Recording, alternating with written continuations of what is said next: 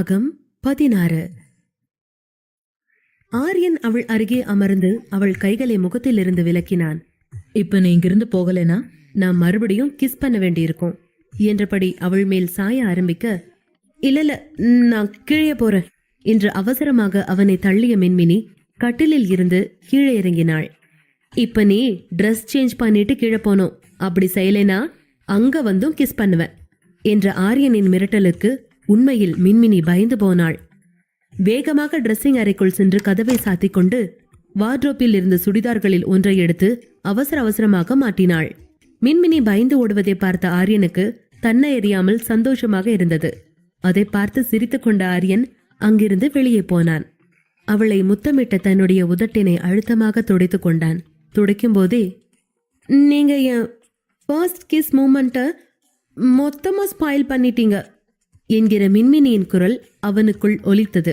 ஏனோ அந்த வார்த்தைகள் அவனுக்குள் ஒரு தித்திப்பை பரவச் செய்தது.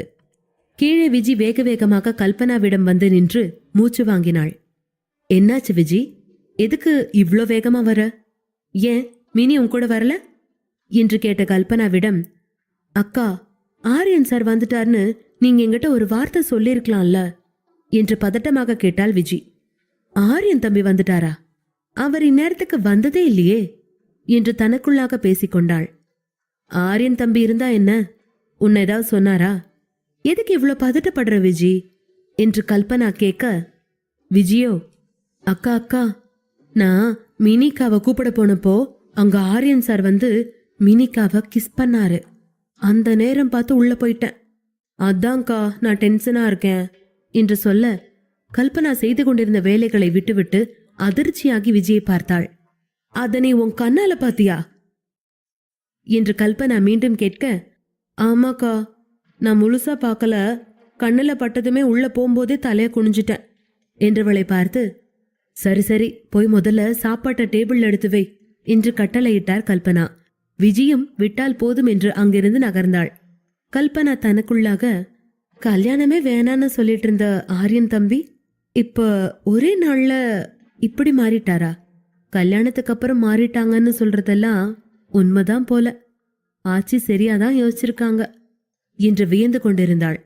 இங்கே மின்மினி ஒரு எளிமையான மஞ்சள் நிற பட்டியாலா சுடியோடு ஒரு வெள்ளை நிற ஷார்ட் டாப்ஸை அணிந்திருந்தாள். அதே மஞ்சள் நிற துப்பட்டாவை அணிந்தபடி டிரெஸ்ஸிங் ரூமிலிருந்து வெளிப்பட்டாள்.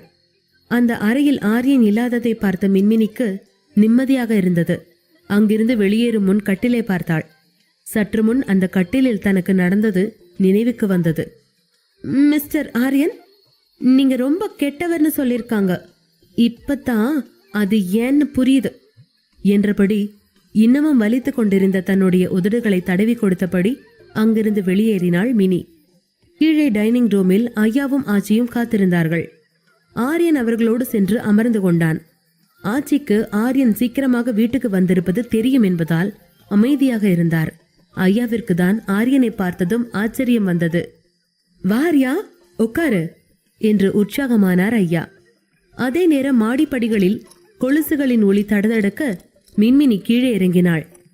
மெதுவா, கீழே விழுந்துற போற என்று ஆச்சியின் குரலை தாண்டி மின்மினி வேக வேகமாக டைனிங் அறைக்குள் வந்தாள். அங்கே ஆரியன் அவளையே பார்த்து கொண்டிருந்தான். ஆச்சி அவளை ஆரியனின் அருகே உள்ள இருக்கையை காட்டி அமரச் சொல்ல, மின்மினி பயந்து போய், இல்ல ஆச்சி, நீங்க எல்லாரும் சாப்பிடுங்க, நான் பரிமாறுறேன் என்றாள். இதை கேட்ட ஆச்சி, இன்னைக்கு விஜி பரிமாறுவா, நீயும் எங்களோட உட்கார்ந்து சாப்பிடு மினி என்றார். விஜயின் பெயரை கேட்டதும் மின்மினிக்கு தர்ம சங்கடமாக இருந்தது. ஆச்சி காட்டிய இடத்தில் அமராமல் ஆச்சிக்கு அருகில் சென்று அமைதியாக அமர்ந்தாள். அதே போல விஜிக்கும் ஆரியனை பார்க்கவே பயமாக இருந்தது. ஆனால் ஐயாவிற்கு அன்றைய இரவு சந்தோஷமான ஒன்றாக இருந்தது.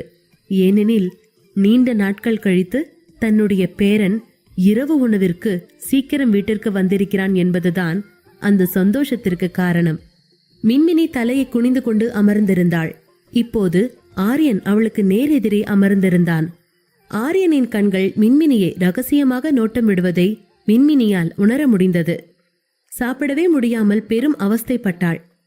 பேசாம சாப்பிட வேண்டியதுதானே, அதை விட்டுட்டு இங்கேயே ஏன் பாக்குறாரு? முன்ன பின்ன பொண்ணுங்களை பார்த்ததே இல்லையா அண்ணா என்று தனக்குத்தானே நினைத்து கொண்டு சாப்பிட்டு கொண்டிருந்தாள். ஆனால் ஆரியன் மனதில் வேறேதோ எண்ணம் ஓடிக்கொண்டிருந்தது. இவ யாரு? எங்கிருந்து வந்திருக்கா? ஆச்சி பண்றதெல்லாம் பார்த்தா இவள ஆச்சிக்கு முன்னமே தெரிஞ்சிருக்கும் போல இருக்கு. ஆச்சிக்கு இவளை ஏன் பிடிச்சது? உண்மையிலேயே இவ இன்னசென்டா இல்ல அப்படி நடிக்கிறாளா? இப்படி பல்வேறு விஷயங்கள் ஆரியன் மனதில் ஓடியது. ஐயா அந்த அறையின் மௌனத்தை கலைத்தபடி, இன்னைக்கு மினிக்குட்டி என்ன ஒண்ணுமே பேச மாட்டேங்கிறா என்று கேட்க, ஒன்னும் இல்லையா, எனக்கு தூக்கம் வருது என்று மின்மினி பதில் சொன்னாள். ஐயாவும், சரிமா, சாப்பிட்டு முடிச்சதும் நீ நேரா தூங்கப்போ என்றார். மின்மினியின் பதிலில் இருந்த பொய்யின் வாசனை ஆரியனுக்கு மட்டுமே தெரிந்திருந்தது. அதன் பின்னும் ஆரியனுக்கு அங்கே இருக்க பிடிக்காமல் வேகமாக சாப்பிட்டு விட்டு அறைக்கு போனான். மின்மினிக்கு சாப்பிட்டதும் உடனடியாக ரூமுக்கு போக பயமாக இருந்தது. ஆச்சி ஐயாவோடு மெதுவாக சாப்பிட்டாள். சாப்பிட்டு முடிந்ததும் ஆச்சி அறைக்கு அவர்களோடு ஒட்டி கொண்டு வந்து விட்டாள். அதன் பின்னர் அவர்கள் ரூமில் ஆச்சி ஐயாவோடு ரொம்ப நேரம் வாயடித்துக் கொண்டிருந்தாள் மின்மினி. இன்றைக்கு எப்படியாவது நேரத்தை கடத்தி ஆச்சியோடு அங்கேயே தூங்கிவிட வேண்டும் என்பதுதான் உள்ளூர மின்மினியின் யோசனையாக இருந்தது. ஆனால் ஐயா, ஆமா, நீ அப்பவே தூக்கம் வருதுன்னு சொன்னல்ல என்று கேட்கவும் திருதிருவென்று முழித்த மின்மினி, அது அப்பயே தூக்கம் வராப்ல இருந்துச்சு. இப்போ உங்க 2 பேர் கூட பேசி பேசி ஃபுல் ஃப்ரெஷ் ஆகிட்டேனா, அதான் என்று சமாளித்தாள். ஆச்சி மணியை பார்த்து கொண்டே ஐயா கொடுத்த மாத்திரைகளை வாங்கி வாயில் போட்டுக்கொண்டார். மணி 10 ஆயிடுச்சு மின்மினி, நீ போய் தூங்கு என்ற ஆச்சியிடம், எனக்கு தூக்கம் வரல, நான் இங்கேயே இருக்கேன் ஆச்சி என்று மின்மினி சினுங்கினாள். அப்ப சரி, உனக்கு தூக்கம் வரலேனா ஆச்சியும் தூங்க மாட்டா. மாத்திரை சாப்பிட்டப்புறம் தூங்காட்டி நாளைக்கு ஆச்சிக்கு உடம்பு சரியில்லாம போயிரும், பாத்துக்க என்று ஐயா எச்சரிக்க, வேறு வழியில்லாமல் அவர்களுக்கு குட் நைட் சொல்லிவிட்டு அந்த அறையில் இருந்து வெளியேறினாள் மின்மினி. மின்மினி சென்ற பின் ஆச்சியும் ஐயாவும் பேசிக் கொண்டிருந்தனர். அவ காலேஜ் அட்மிஷன் கிடைச்சிருச்சுங்க. இனிமே அவ படிப்பை கண்டினியூ பண்ண வைக்கணும், அதான் நமக்கான பெரிய சேலஞ்ச் என்றார் ஆச்சி. நல்ல விஷயம் பண்ணின மீனா, உன்கிட்ட கொடுத்த வேலைய சிறப்பா பண்ணிட்ட. ஆமா, நீ சொல்றது உண்மைதான். மின்மினி படிப்புனாலே ஓடிடுவா, நாம தான் அவளை படிக்க சொல்லி கட்டாயப்படுத்தணும் என்றார் ஐயா. ஆமாங்க, அவ யூஜி முடிச்சதையும் வாங்கின மார்க்க பத்தியும் நம்ம கிட்ட பேசவே மாட்டேன்றா, பாத்தீங்களா? காலேஜ் அட்மிஷன் என்னாச்சுன்னு அவ ஒரு வார்த்தை கூட கேட்கல பாருங்க என்று ஐயாவோடு சேர்ந்து சிரித்தார். ரூமுக்கு செல்ல மாடிப்படி ஏறும்போதே மின்மினியின் இதயம் தடதடக்க ஆரம்பித்திருந்தது. ஆரியன் மறுபடி முத்தமிட்டு விட்டால் என்ன செய்வது, எப்படி தடுப்பது என்றெல்லாம் யோசிக்க ஆரம்பித்தாள். உள்ளே நுழைந்தபோது அங்கே ஆரியன் இல்லாததை பார்த்து நிம்மதி பெருமூச்சு விட்டபடி, அந்த ஜிம்பாடி வர்றதுக்குள்ள நாம தூங்க ஆரம்பிச்சிடணும், தூங்கிட்டா கிஸ் பண்ண முடியாதுல்ல என்றபடி தன்னுடைய துப்பட்டாவை நாற்காலியில் போட்டபடி கட்டிலுக்குள் நுழைந்து அங்கிருந்த போர்வை ஒன்றிற்குள் முழுவதுமாக புதைந்து கொண்டாள். இங்கே பால்கனியில் ஆரியன் தீவிரமான யோசனையோடு சிகரெட்டை புகைத்துக் கொண்டிருந்தான். நாம அவ கிட்டவே போயிடக்கூடாதுன்னு நினைக்கிறோம், ஆனா நம்மள மீறி எப்படி அந்த கிஸ் நடந்துச்சுன்னே புரியல, என் கண்ட்ரோல் ஏன் மிஸ் ஆகுது என்றபடி சிகரெட்டை தீர்த்து கொண்டிருந்தான். மின்மினியுடனான நெருக்க தருணங்கள் மீண்டும் மீண்டும் நினைவில் மோத தலையை உதறி அந்த எண்ணங்களை தடுத்த ஆரியன், இல்ல அவ சரியில்ல, அவகிட்ட என்னமோ தப்பு இருக்கு. ஆச்சி ஐயா வேணா இவன் நடிப்புல ஏமாறலாம், நான் ஏமாற மாட்டேன் என்றபடி மொபைலை எடுத்து பார்க்க ஆரம்பித்தான். இங்கே ஆரியனின் முத்தத்தில் இருந்து தப்பிப்பதற்காக ரொம்ப நேரம் போர்வைக்குள் இருந்த மின்மினிக்கு மூச்சு முட்டியது. தூக்கம் வேறு வரவில்லை. எழுந்து உட்கார்ந்தாள். பால்கனியை பார்த்தவள் அங்கே சென்று கொஞ்ச நேரம் நட்சத்திரங்களை வேடிக்கை பார்க்கலாம் என்று நினைத்தாள். அங்கிருந்து நகர்ந்து பால்கனிக்கு வரும்போதுதான் அங்கே ஆரியன் அமர்ந்திருப்பது தெரிந்தது. அதே நேரம் அவன் கைகளில் சிகரெட் புகைந்து கொண்டிருந்தது. ஒரு கையில் சிகரெட் புகைத்தபடி மறு கையில் போனில் எதையோ பார்த்து கொண்டிருந்தவனை பார்த்ததும் மின்மினிக்கு கோபம் வந்தது. தன்னுடைய பயமெல்லாம் மறந்து போய் வேகமாக அவன் அருகே நின்றபடி அவன் கையில் இருந்த சிகரெட்டை பிடுங்கி கீழே வீசினாள். போனில் மூழ்கியிருந்த ஆரியன் இதை எதிர்பார்க்கவில்லை. கண்களில் கோபம் மின்ன அவளை ஒரே எட்டில் நெருங்கியவன் ஒரே தள்ளில் அவளை சுவற்றோடு சேர்த்து நிறுத்தினான். உன்னை நான் எதுவுமே சொல்றதில்லைங்கிறதுக்காக நீ என்ன வேணா பண்ணுவியா? மின்மினியின் கழுத்தை அழுத்தி பிடித்தபடி ஆரியன் கேட்க மின்மினி பயந்து போயிருந்தாள். உனக்கும் எனக்கும் கல்யாணம் ஆயிடுச்சு, அதனால நீ என்ன வேணா செய்வ, நான் பொறுத்துக்கிட்டு போவேன்னு நினைக்கிறியா? ஆரியனின் பிடி மேலும் இறுகியது. இன்னொரு கையால் அவள் கைகளை அழுத்தி பிடித்திருந்தான்.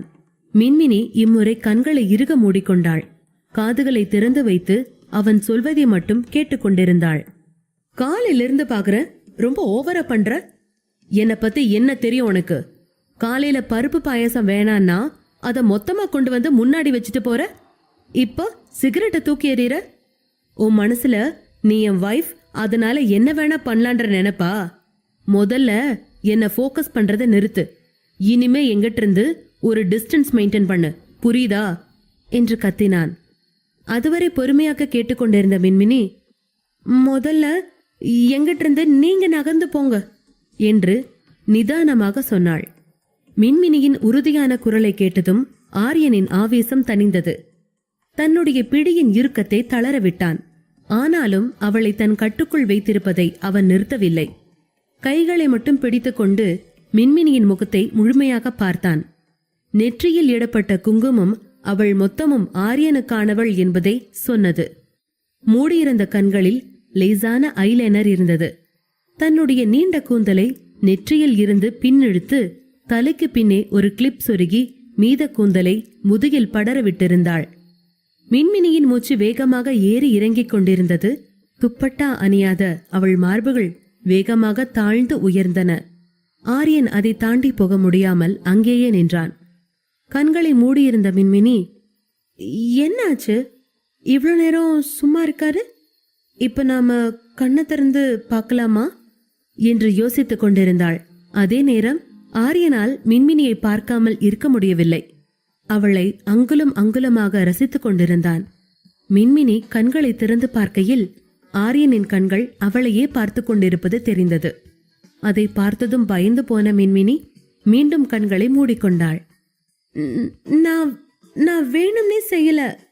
சிகரெட் பிடிக்க கூடாது, அது ஹெல்த்துக்கு நல்லதில்ல, கேன்சர் வரும், நான் படிச்சிருக்கேன் என்று பொறுமையாக சொன்னவள், நான் பண்ணது தப்புன்னா அதுக்கு சாரி, ஆனா என் கண்ணு முன்னாடி சிகரெட் பிடிச்சா நான் இப்படிதான் செய்வேன் என்று கண்களை திறக்காமலேயே மின்மினி சொல்லிக் கொண்டிருக்க, சொன்னவளின் அக்கறையை அலட்சியப்படுத்தியபடி அவள் கழுத்தையே பார்த்து கொண்டிருந்தான் ஆரியன். அங்கே அவன் அவளுக்கு அணிவித்த தாலி செயின் அவள் கழுத்தை தாண்டி கீழே செல்வதை கவனித்தான். அப்போதுதான் தொண்டை குழிக்குள் இருந்து எட்டி பார்த்த ஒரு மச்சத்தை அவன் கவனித்தான். அந்த மஞ்சளும் வெண்மையும் கலந்த டாப்ஸ் அவளுடைய இளஞ்சிவப்பு சருமத்தை மேலும் அழகாக்கிக் கொண்டிருந்தது. அவளுடைய தொண்டை குழியில் இருந்த மச்சம் அவனை அவள் பக்கம் ஈர்த்தபடி இருந்தது. பேசிக்கொண்டிருக்கும் அவளை லட்சியம் செய்யாமல் அந்த மச்சத்தை நோக்கி அவன் குனிந்தான். அவளுடைய வாசனை அவனை கிறங்கடித்தது. மின்மினியின் கழுத்து வளைவில் தன்னை புதைத்தான் ஆரியன். அவனுடைய கனமான உதடுகள் அவள் கழுத்தில் பதிய மின்மினிக்குள் அதுவரை ஒளிந்திருந்த பட்டாம்பூச்சிகள் பறக்கத் தொடங்கின. கண்களை இறுக்கமாக மூடினாள் மின்மினி. மின்மினியின் கழுத்தில் இருந்த அந்த மச்சத்தில் ஆரியன் முத்தமிட்ட அதே நேரம் மின்மினி ஆரியனிடமிருந்து விலகி போக நினைத்து கைகளை அசைக்க, அவள் கைகளை அசைய விடாமல் இறுகப் பிடித்தான் ஆரியன். அப்போது எதிர்பாரா விதமாக அவள் அணிந்திருந்த வளையல்கள் நொறுங்கின. அவற்றில் சில அவள் கைகளில் குத்தி ரத்தத்தை வெளியேற்ற, சப்பா என்று வலியால் அலறினாள் மின்மினி. அவளுடைய திடீர் அலறல் ஆரியனை கலவரப்படுத்த அவசரமாக அவளை அழுந்து பிடித்திருந்த தன்னுடைய கைகளை விடுவித்தான். அதுவரை அவன் பிடியில் இருந்த கண்ணாடி வளையல்கள் உடைந்து கீழே விழுந்தன. நான் உங்களை ஸ்மோக் பண்ண விடல, அதை தூக்கி எறிஞ்சேன், அதனால தான் அதே கையில காயம் பண்ணிருக்கீங்க. நீங்க இவ்வளவு வேர்ஸ்டா இருப்பீங்கன்னு நான் நினைச்சு கூட பார்க்கல என்று மின்மினி வலியில் கைகளை உதறிக்கொண்டே ஆரியனிடம் வேகமாக பேசினாள். ஆரியனுக்கு மின்மினி பேசிய எதுவும் காதுகளில் விழவே இல்லை. அவன் கண்கள் முழுவதும் மின்மினியின் கைகள் மீதே இருந்தன. மின்மினியின் கைகளை அவன் மீண்டும் பிடிக்கப் போக, don't touch me, you are a vampire என்று மின்மினி கத்தினாள். மின்மினியின் கைகளில் கண்ணாடி வளையல் குத்தியதால் அது அவள் சருமத்தை அங்கங்கே கீறி அதிலிருந்து ரத்தம் வழிந்து கொண்டிருந்தது. ஆரியன் எதுவும் பேசாமல் அவள் கைகளில் வழிந்து கொண்டிருந்த அந்த ரத்தத்தையே பார்த்து கொண்டிருந்தான். ஆரியன் வேண்டுமென்றே மின்மினியை காயப்படுத்தி வேடிக்கை பார்த்தானா, இல்லை அது தற்செயலாக நடந்த விபத்தா? நாளை முழு விபரமும் உங்களுக்கு தெரிய வரும்.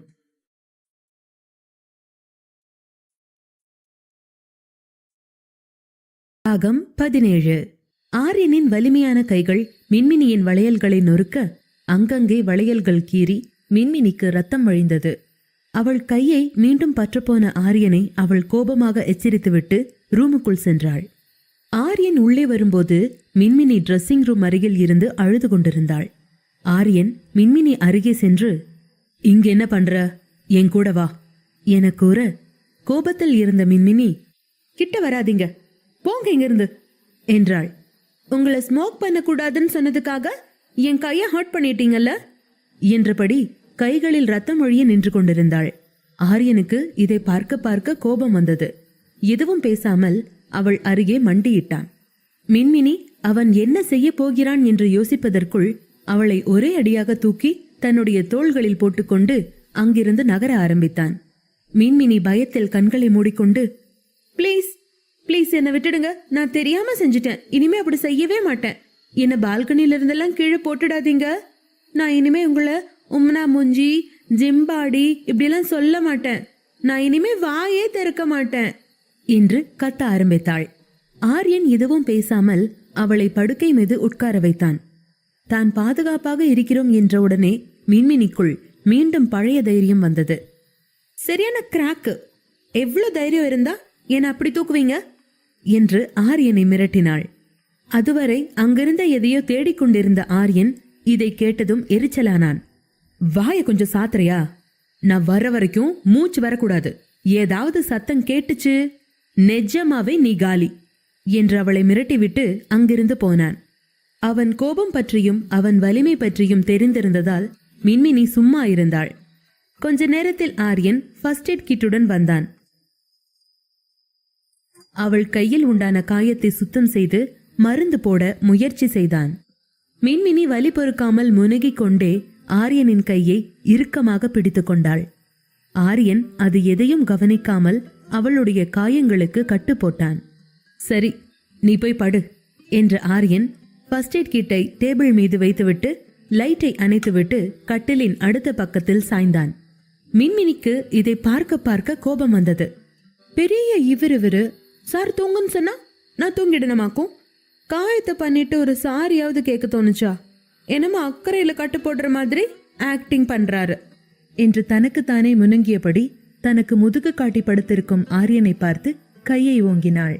அதன்பின் அது அடிபட்ட கை என்பதால் ஆ என்று வலியில் முனகியபடி பின் அவனை பார்த்து பழிப்பு காட்டி கொண்டு படுத்தாள். கண்ணாடி வளையல்கள் கீறிய இடம் எரிந்து கொண்டே இருந்ததால் அவளால் தூங்க முடியவில்லை. அதன்பின் எதையோ உணர்ந்தவள் போல ஆச்சரியத்துடன் எழுந்து அமர்ந்து ஆரியனையே பார்த்து கொண்டிருந்தாள். திடீரென ஆரியன் அவள் பக்கமாக திரும்பினான். இதை எதிர்பார்க்காத மின்மினி, அது நீங்க தூங்கிட்டீங்களான்னு பார்த்தேன் என்று சமாளித்தபடி, எனக்கு தூக்கமே வரல என்று குழந்தையின் பாணியில் சொன்னாள். இப்ப நீ தூங்கலைனா உன்னை நிஜமாவே தூக்கி பால்கனி வழியா வெளியே வீசிடுவேன் என்று ஆரியன் அமைதியாக அதே நேரம் உறுதியாக சொல்லவும், இல்ல நான் சும்மா விளையாட்டுக்கு தான் சொன்னேன், தோ இப்ப தூங்கிடுவேன் என்றபடி சரிந்து படுத்து கொண்டாள் மின்மினி. இப்போது மின்மினியும் ஆரியனும் ஒருவருக்கொருவர் எதிரெதிராக படுத்து கொண்டிருந்தனர். மின்மினி ஒற்றை கண்ணை மட்டும் லேசாக திறந்து கொண்டு ஆரியன் என்ன செய்கிறான் என்று பார்க்க, ஆரியனோ அவளையே பார்த்து கொண்டிருந்தான். அவன் பார்ப்பது தெரிந்ததும் வேகமாக கண்களை மூடும் முன் ஆரியன் அவளை தன் பக்கமாக இழுப்பது புரிந்தது. என்ன பண்றீங்க என்று மின்மினி கத்த, உனக்கு தான் தூக்கம் வரலன்றையே, தூக்கம் வர்ற வரைக்கும் ஏதாச்சும் பண்ணலாமா என்று ஆரியன் குறும்பாக கேட்டான். ஆரியனின் பேச்சில் உள்ள உள்ளர்த்தம் புரியாமல் உற்சாகமான குரலில், ஓகே டன், தூக்கம் வர வரைக்கும் என்ன பண்ணலான்னு நீங்க சொல்லுங்க என்று கேட்டாள். அதற்கு ஆரியன் மின்மினியின் முகத்தருகே நெருங்கி, லெட்ஸ் கிஸ் என்று கிசுகிசுத்தான். அப்படி கேட்கும்போது ஆரியனின் முகத்தில் அந்த பேய்த்தனமான சிரிப்பொன்று இன்னமும் மிச்சமிருந்தது. மின்மினிக்கு அதை கேட்டதும் உள்ளூர பயம் வந்தது. அதுவரை அவள் அந்த விஷயத்தை பற்றி முற்றிலும் மறந்தே போயிருந்தாள். வாட்? உங்களுக்கு கிஸ் பண்றதை தவிர வேற எதுவுமே கண்ணுக்கு தெரியாதா? ஆமா, அப்பவே என்ன ஏன் பால்கனில கிஸ் பண்ண ட்ரை பண்ணீங்க என்று படபடப்பு மாறாமல் ஆரியனிடம் வினவினாள் மின்மினி. ஆரியன் எதுவும் பேசாமல் மின்மினியையே பார்த்து கொண்டிருந்தான். ஆரியனிடம் அவ்வளவு அதிகமாக பேசக்கூடிய ஒரே பெண் மின்மினியாக மட்டுமே இருந்தாள். படபடக்கும் அவளது விழிகளை கவனித்தபடி அவள் பேச்சிற்கு வாய்விட்டு சிரித்தான் ஆரியன். சிரிச்சு பேச்சு டைவர்ட் பண்ணாதீங்க, இப்ப சொல்லுங்க, ஏன் என்ன அப்படி பண்ணீங்க என்று மீண்டும் கேட்டாள் மின்மினி. ஆரியன் எதுவும் பேசாமல் மின்மினியின் இடுப்பை பிடித்து அவளை தன் பக்கமாக இழுத்தான். அவளது மார்புகளில் முகம் புதைத்துக் கொண்டான். மின்மினிக்கு இதெல்லாம் முதன் முறையாக நடப்பதால் அவளுக்குள் உண்டாகும் உணர்வுகளை அவளால் புரிந்து கொள்ள முடியவில்லை. அவள் யாரையும் இவ்வளவு அருகே பழகவிட்டதும் இல்லை என்பதால் முதலில் கொஞ்சம் பதறி பின்னர் நார்மல் மோடிற்கு வந்தாள். உங்களுக்கு என்னாச்சு, ஏன் இப்படி பண்றீங்க என்று கேட்டாள். எனக்கு தூக்கம் வருது, மீதிய நாளைக்கு பேசிக்கலாம் என்றபடி ஆரியன் மேலும் அங்கேயே புதைந்து கொள்ள முயற்சித்தான். முதல்ல நீங்க இங்கிருந்து நகருங்க, நான் ஒன்னும் உங்க பில்லோ கிடையாது என்று கொஞ்சம் கோபமாக ஆரியனை தள்ளிவிட முயற்சித்தாள் மின்மினி. ஆரியன் அவள் மார்பில் இருந்த தன்னுடைய முகத்தை சற்றே உயர்த்தி மின்மினி முகத்தை பார்த்து முறைத்தான். அதை பார்த்ததும் பயந்து போன மின்மினி, சரி சரி, அப்படி கோபமா முறைக்காதீங்க, நான் ஒன்னும் சொல்லல, உங்க இஷ்டம் போல தூங்குங்க என்று ஆரியனின் கோபத்தின் முன் சரணாகதியானாள். ஆரியன் இன்னும் கொஞ்சம் பாகாக மின்மினியை இறுக்கிக் கொண்டான். அவளுடைய இதயம் தாறுமாறாக துடிப்பதை கேட்கும்போது அவனுக்கு ஏதோ செய்தது. அவளுடைய கைகளை தன்னுடைய கைகளால் தடவியபடி, இன்னும் வலி இருக்கா என்று கேட்டான். ஆமா என மிக மெதுவாய் பதில் சொன்னாள் மின்மினி. மீண்டும் அவளை அணைத்து கொண்ட ஆரியன் மின்மினியிடமிருந்து வெளியாகும் வாசனையில் தன்னை முழுவதுமாக இழந்தான். இவகிட்ட இருந்து தள்ளி போன்னு நினைக்கிறப்பெல்லாம் இவளை ரொம்ப நெருங்கிக்கிட்டே இருக்குமே, அது ஏன் என்று அவனுக்குள்ளாகவே யோசனையில் மூழ்கினான். அதே நேரம் மூளைக்கும் உடலுக்கும் நடுவே நடந்து கொண்டிருந்த உணர்வு போரின் வேகத்தை தாங்க முடியாத மின்மினி அசதியில் கண் சிறுகி உடனடியாக தூங்கி போனாள். கொஞ்ச நேரம் அவளையே பார்த்து கொண்டிருந்த ஆரியன் அவள் நெற்றியில் முத்தமிட்டு அவனை அவளுக்குள் இன்னும் பத்திரமாக புதைத்துக் கொண்டு கொஞ்ச நேரத்தில் தானும் உறங்கி போனான். காலையில் விழிப்பு வரும்போதுதான் மின்மினிக்கு தான் ஆரியனின் அரவணைப்புக்குள் சிக்கிக் கொண்டிருப்பது புரிந்தது. நேற்றைய காயத்தின் வலி இன்றைக்கும் தொடரவே லேசாய் அவன் காதுகளுக்கு கேட்டுவிடாமல் முனகிக் கொண்டே தன்னை அவனிடமிருந்து விடுவித்துக் கொண்டாள் மின்மினி. கட்டிலில் அமர்ந்தபடி ஆரியனை பார்த்தாள். ஒருத்தங்களை ஹர்ட் பண்ணிட்டோமேங்கிற ஃபீலிங்ஸ் கொஞ்சம் கூட இல்லாம எப்படி ஒரு மனுஷனால இவ்ளோ நிம்மதியா தூங்க முடியுதோ தெரியல என்று நினைத்து கொண்டே கட்டிலில் இருந்து இறங்கி பாத்ரூமிற்குள் சென்றாள் மின்மினி. கொஞ்ச நேரத்தில் குளித்துவிட்டு வெளியே வந்தவள் சாதாரண வெளிர் நிற சல்வாருக்கு மாறியிருந்தாள். ஆச்சி தினமும் எழுந்து குளித்து பூஜை செய்வது பற்றி அவளுக்கு முன்பே தெரிந்திருந்ததால் அவளும் அதற்கு தயாராகி கொண்டிருந்தாள். மற்றொரு கையில் கட்டு போடப்பட்டிருந்ததால் ஒரு கைகளில் மட்டுமே வளையல்களை போட முடிந்தது. குங்குமத்தை எடுத்து வகிட்டில் வைக்கப் போகும்போது அறை கதவு தட்டப்படும் சத்தம் கேட்டது. மின்மினி கவனம் சிதறி யாரது என்று பார்த்தாள். அதே நேரம் ஆரியன் படுக்கையிலிருந்து அவசரமாக எழுந்து போய் கதவை திறந்தான். பாரா, நாம பாக்குறப்ப சிடுமூஞ்சி தூங்கிட்டு தானே இருந்தாரு, இப்ப எப்படி ஒரே தட்டுல ஓடி போய் கதவை திறக்கிறாரு என்று ஆச்சரியப்பட்ட மின்மினி குங்குமத்தை நெற்றியில் வைக்கப் போகும்போது இங்க வா என்று ஆரியன் அழைத்தான். குங்குமத்தை வைத்துக்கொண்டே வெளியில் வந்த மின்மினி ஆரியனுக்கு அருகே நிற்கும் அவரை பார்த்தாள். ஆரியன் வயதுடைய ஒருவர் அவளுக்கு எதிரே நின்று கொண்டிருந்தார். இவர் யாருன்னு சொல்லவே இல்லையே என்று மின்மினி கேட்க, இவர் டாக்டர், நேத்து உனக்கு அடிபட்டுச்சுல, பார்க்க வந்திருக்காரு என்றான் ஆரியன். எது டாக்டரா? சின்ன காயந்தானே, அதுக்கு எதுக்கு டாக்டர்லாம், அதான் நேத்தே மருந்து போட்டோம்ல என்று பயந்து பின்வாங்கினாள் மின்மினி. ஆரியன் அவளை டாக்டர் அருகே அமர வைத்தான். டாக்டர் அவளுடைய கட்டு போடப்பட்டிருந்த கைகளை பார்த்தார். பேண்டேஜ் நனைஞ்சிருக்கே என்று டாக்டர் கூற, குளிச்ச நனையாம பின்ன காயவாசியும் இது கூட தெரியாம டாக்டர் ஆயிட்டாரு என்று மனதிற்குள் முனங்கிய மின்மினி, குளிச்சப்போ ஈரம் பட்டுருச்சு என்று பொதுவாக ஒரு பதிலை சொன்னாள். பரவாயில்ல என்ற டாக்டர் நனைந்திருந்த அந்த கட்டுக்களை அகற்றினார்.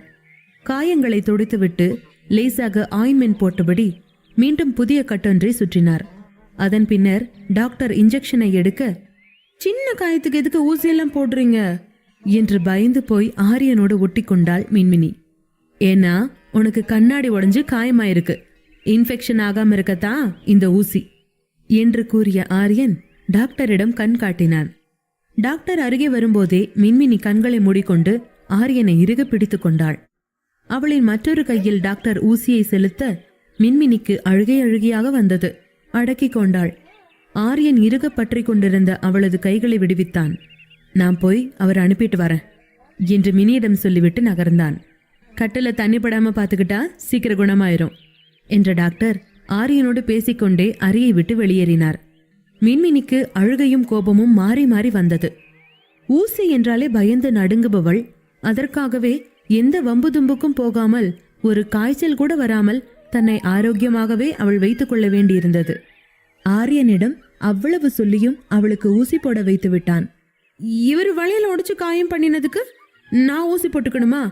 இன்னைக்கு காலையில யார் மூஞ்சில முழிச்சனோ தெரியல என்றபடி ஊசி போட்ட கைகளை தடவி கொண்ட மின்மினி, ஓ இன்னைக்கு நாம இந்த சிடுமுஜி முகத்துல எல்லாம் முழிச்சோம், எப்படியாச்சும் ஆச்சிக்கிட்ட சொல்லி என்னோட ரூமுக்கு போயிடணும் என்று மனதுக்குள் சொல்லிக் கொண்டாள். இங்கே ஆரியனோடு வெளிவந்த டாக்டர் ஜெஃப் ஆரியனின் ஸ்கூல்மேட். மின்மினியையும் ஆரியனையும் ஒரே அறையில் பார்த்ததில் இருந்து குழம்பிக் கொண்டிருந்தான். மின்மினியின் நெற்றி குங்குமமும் கழுத்து செயினும் அவளை திருமணமானவள் என்பதை அடையாளம் காட்டியிருந்தது. டாக்டர் ஜெஃப் ஆரியனை பார்த்து, அவங்க அண்ணியா? நீ கல்யாணம் பண்ணிட்டியா? எப்படி? எப்ப? என்று ஆரியனை பார்த்து சரமாரியாக கேள்வி கேட்க ஆரம்பித்தான். ஆரியன் கூலாக, ஆமா, கல்யாணம் ஆனது நிஜம்தான், அவ என் வைஃப் தான் என்றான். அடப்பாவி, எப்படா கல்யாணம் பண்ண? இதை பத்தி என்கிட்ட சொல்லவே இல்லைல்ல என்று கோபமாக ஜெஃப் கேட்க, அதெல்லாம் விவரமா இன்னொரு நாள் பேசுவோம், இப்ப டைம் இல்ல. பட் ஒரு விஷயம், இந்த கல்யாணத்தை பத்தி வெளியே யார்கிட்டையும் சொல்லிடாத, இது ஒரு சீக்ரெட் மேரேஜ் என்று கொஞ்சம் சீரியஸாகவே சொன்னான் ஆரியன். ஆரியனை பற்றிய ஆதியும் அந்தமும் அவன் பள்ளிக்கால நண்பனுக்கு தெரியும் என்பதால் அமைதியாக தலையசைத்தபடி, பாத்துடா, கவனமா இரு என்றபடி, அவங்க ஊசி போட்டதுல பயந்து போயிருப்பாங்க, போய் பேசு என்று ஆரியனிடம் சொல்லி அவனை அறைக்கு அனுப்பிவிட்டு கீழே இறங்க தொடங்கினான் டாக்டர் ஜெஃப். கீழே பூஜை முடித்து ஆச்சி சோஃபாவில் அமர்ந்திருந்தார். வாப்பா தம்பி, என்ன இந்த நேரத்துல வந்திருக்க? ஆரியனுக்கு ஏதாவது உடம்பு சரியில்லையா என்று டாக்டரை பார்த்து ஆச்சி கேள்வி எழுப்ப, ஹாய் ஆச்சி, உங்க பேரனுக்கெல்லாம் ஒன்றும் ஆகல, எல்லாம் நல்லா தான் இருக்கான். அன்னைக்கு தான் கையில் அடிபட்டிருக்கு, அதுக்கு தான் என் ஆரியன் வர சொன்னான் என்றான் ஜெஃப். ஜெஃப் சொன்னதை கேட்ட ஆச்சி ஆச்சரியமானார். அண்ணியா? அப்ப இந்த கல்யாணத்தை பத்தி ஆரியன் இவங்க கிட்ட சொல்லியிருக்கான் போலையே என்று யோசித்து கொண்டே, அடிபட்டிருக்கா? நேத்து நைட்டு கூட நல்லா தானே இருந்தா, அதுக்குள்ள எங்க விழுந்து அடிபட்டிருக்கோம் என்று ஆச்சி கேட்டதற்கு, பெரிய அடியெல்லாம் ஒன்றும் இல்லை ஆச்சி, சின்ன காயத்துக்கு தான் உங்க பேரன் சர்ஜரிக்கு போக வேண்டிய என்ன சீக்கிரமா வர சொல்லி உயிரை வாங்கிட்டான் என்றபடி, நான் கிளம்பணும் ஆச்சி, ஹாஸ்பிட்டலுக்கு லேட் ஆகுது என்று அவர்கள் வீட்டிலிருந்து வெளியேறினான். டாக்டர் சென்றவுடன் ஆச்சியும் கல்பனாவும் மாடிக்கு விரைந்தார்கள். மேலே ஆரியனின் அறையில் மின்மினி இன்னமும் அழுது கொண்டிருந்தாள். சரி விடு, ஒரு ஊசி தானே போட்டாங்க, அதுக்கு போய் ஏன் அழுது ஊற கூட்டுற, எல்லாம் 2-3 நாள்ல சரியாயிரும் என்று சமாதானம் செய்து கொண்டிருந்தான் ஆரியன். மின்மினியோ, எல்லாம் உங்களால வந்தது, உங்களால தான் இப்ப நான் ஊசி போட்டுக்க வேண்டி வந்துச்சு என்று அழுகை மாறாமல் சொன்னாள். ஆரியனுக்கும் அதன் உண்மைத்தன்மை உரைக்கவே அமர்ந்திருந்த அவளை நின்றபடியே அணைத்து கொண்டான். மின்மினியின் கைகளை கவனித்தவன், இவ்வளவு நடந்தோ இன்னும் நீ அந்த வளையல் போடுறத நிறுத்தலல்ல என்று கேட்ட ஆரியனுக்கு, எனக்கு வளையல்னா ரொம்ப பிடிக்கும், ஆனா இது கண்ணாடி வளையல்ல என்றபடி கண் சிமிட்டு சிரிக்க, ஆரியனும் பதிலுக்கு அவளை நெற்றியில் முத்தமிட்டபடி, எல்லாம் சீக்கிரமா சரியாயிரும் என்றான். ஆரியனும் மின்மினியும் ஒருவரை ஒருவர் புரிந்து கொள்வார்களா, இல்லை பிரிந்து போவார்களா? தொடர்ந்து கேளுங்கள். தித்திக்குதே.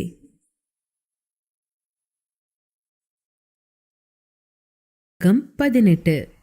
மின்மினிக்கு டாக்டர் ஊசி போட்டுவிட்டு அங்கிருந்து போனதிலிருந்தே கண்ணீர் வந்து கொண்டிருந்தது. அவளுக்கு ஊசி போட்டதை விட அதை போட வைத்தது ஆரியன் என்கிற கோபம்தான் அந்த அழுகைக்கு காரணமாக இருந்தது. அதன் பின் ஆரியன் அவளை அணைத்து கொண்டு ஆறுதல் சொன்னதும் தான் கொஞ்சம் சரியானாள். அதே நேரம் அவனோடு அவ்வளவு நெருக்கமாக இருப்பதும் அவளை சங்கடப்படுத்தி கொண்டிருந்தது. அவர்கள் அப்படி நெருக்கமாக இருக்கும்போது ஆச்சியும் கல்பனாவும் அறைக்கதவை திறந்து கொண்டு வந்தனர். இதை எதிர்பார்க்காத ஆரியன் அவசரமாக மின்மினியிடமிருந்து விலகி அருகில் இருந்த டிரெஸ்ஸிங் அறைக்குள் வேகமாக நுழைந்தான். இதை பார்த்து கொண்டிருந்த ஆச்சி புன்னகித்துக் கொண்டே மின்மினியிடம் வந்தார். என்னாச்சு மின்மினி? நேத்து நைட் நல்லா தானே இருந்த, அதுக்குள்ள டாக்டர் வர அளவுக்கு என்ன நடந்துச்சு என்று கேட்டார். மினி அவள் கையில் இருந்த கட்டை காட்டி, பாருங்க ஆச்சி, இதுக்கெல்லாம் அவர்தான் காரணம் என்று டிரெஸ்ஸிங் ரூமில் இருந்த ஆரியனை சுட்டி காட்டினாள். ஆரியனுக்கு ஆச்சரியமாக இருந்தது. என் அங்கிருந்து முறைக்கிறார் பாருங்க ஆச்சி என்று ஆரியன் டிரெஸ்ஸிங் ரூமில் இருந்து பார்ப்பதை சொல்லிவிட்டு ஆச்சியின் பின்னால் ஒளிந்து கொண்டாள் மின்மினி.